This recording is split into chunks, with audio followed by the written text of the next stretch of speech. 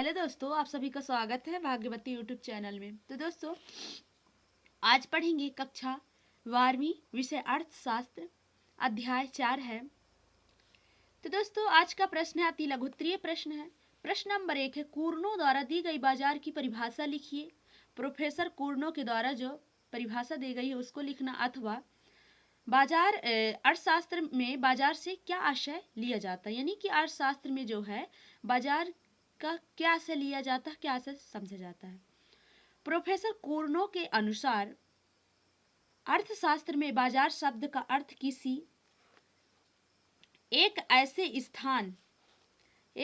स्थान विशेष से नहीं लगाया जाता है जहां वस्तुओं का क्रय विक्रय किया जाता, यानी कि खरीदा और बेचा जाता हो, वरना उस समस्त क्षेत्र से होता है जिसमें वस्तुओं के समस्त क्रेताओं तथा विक्रेताओं के बीच इस प्रकार का स्वतंत्र संपर्क होता है कि एक वस्तु की कीमत की प्रवृत्ति सुगमता मीन्स होता दोस्तों सरल से तथा शीघ्रता यानी जल्दी से समान होने की पाई जाती है।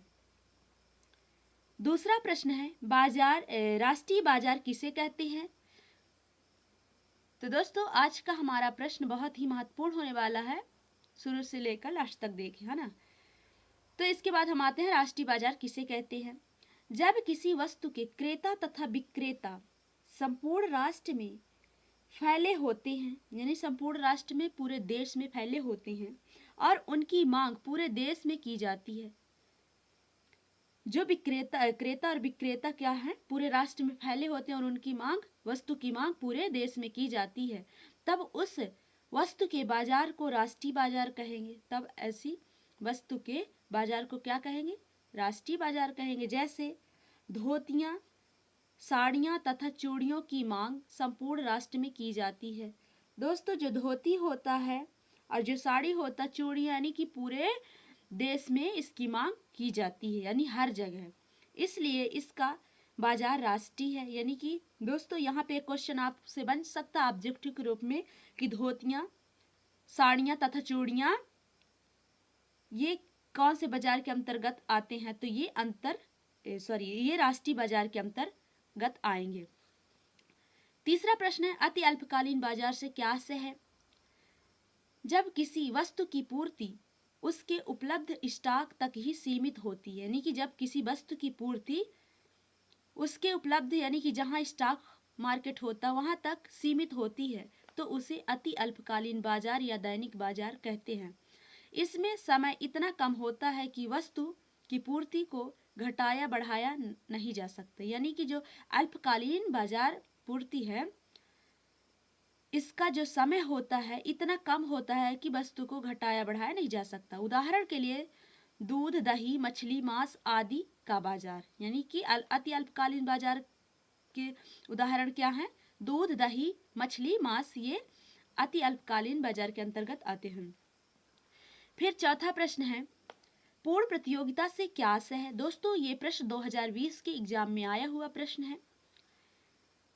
पूर्ण प्रतियोगिता बाजार की वह स्थिति है जिसमें कोई भी क्रेता या विक्रेता, ये क्रेता यानी जो खरीदता है और विक्रेता यानी कि जो बेचता है, व्यक्तिगत रूप से बाजार के मूल्य को प्रभावित करने की स्थिति में नहीं होता है।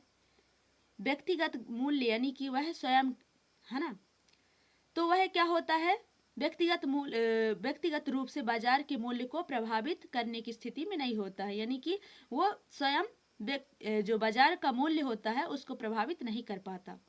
तकनीकी शब्दों में पूर्ण प्रतियोगिता की स्थिति में प्रत्येक क्रेता पूर्णतः लोचदार पूर्ति की स्थिति तथा प्रत्येक विक्रेता या उत्पादक पूर्णतः लोचदार मांग की स्थिति में समान करता है। अर्थात वस्तु का बाजार में एक मूल्य होता है। अर्थात कहने का मतलब ये है कि जो बाजार में वस्तुएं होती हैं उन सब का मूल्य एक ही होता है। मतलब कि दोस्तों, जैसे हम किसी दुकान में गए तो साड़ी का रेट 200 है, फिर उसी साड़ी को दूसरे दुकान में गए तो वहाँ पूछेंगे तो वही सेम रेट ही रहेगा, यानी कि उस दुकान में भी 200 की कीमत पर ही साड़ी हमें मिलेगी। तो ऐसा होता है कि वस्तु का जो बाजार होता है वो उसका मूल्य समान होता है।